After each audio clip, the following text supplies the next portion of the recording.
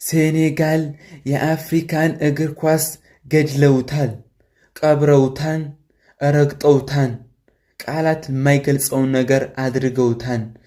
በጨዋታ መሃል ተበድለናን ብለው ሜዲያውን ለቀው ለመውጣት ሞከሩ። ለቀው ሞተዋን ከአንድ ተጫዋች በስተቀር እሱም ሳዲዮ ማኒ ነው።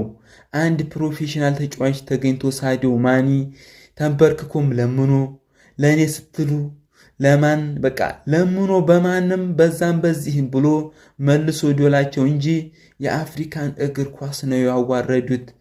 ኢንፋንቲኖ የፊፋ ፕሬዝዳንት በስቴዲየም ውስጥ ቁጭ ብሎ ተከታትሏቸዋል። ዓለም ሙሉ በቴሌቪዥን ተከታትሏቸዋል። እናም ይህ ሁሉ እንዳለ ሆኖ ተበድለናል በማለት ሚዲያ ለቀው ወጡ። አንድ ሳዲዮ ማኒ ለምኖ መለሳቸው እንጂ በቃ ወጥተው ጥርግ ብሎ ሊሄዱ ነበር። አሰልጣኛቸው እኔ የገረመኝ አሰልጣኛቸው ንውጡ እያለ ሲያበረታታቸው ነው። ከዛ ተጫዋቾች ሊሆም ስንት የእንግሊዝ አውሮፓ ላይ የሚጫወቱ ተጫዋቾች አሉ። እነሱ ራሱ ተከትለው መውጣታቸው ከሳዲዮ ማኒ ውጭ ክብር ለሳዲዮ ማኒ ይገባል። እናም ሳዲዮ ማኒ ነው መልሶ ያጫወታቸው።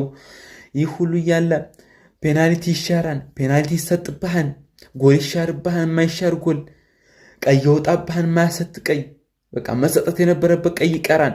ግን ጨዋታ አቋርጦ የወጣ በህይወቴ አጋጥሞኝም ሲባልም ሲዘከርም ሰምቼ አላውቅም። ገና የመጀመሪያ ነው። ቀጣይ 2028 አፍሪካ ዋንጫ መታገድ አለባቸው። ዘንድሮ 2026 ዓለም ዋንጫ መታገድ ያለባቸው። ዋንጫው መነቀጥ አለበት። ምንም ይሄ በቃ ሲሪየስሊ ነው መነቀጥ አለባቸው። እንዴት ነው ወጥተው የሚሄዱት? እናም ይህ ሁሉ ቢደረጉ ከነሱ አያንስባቸውም።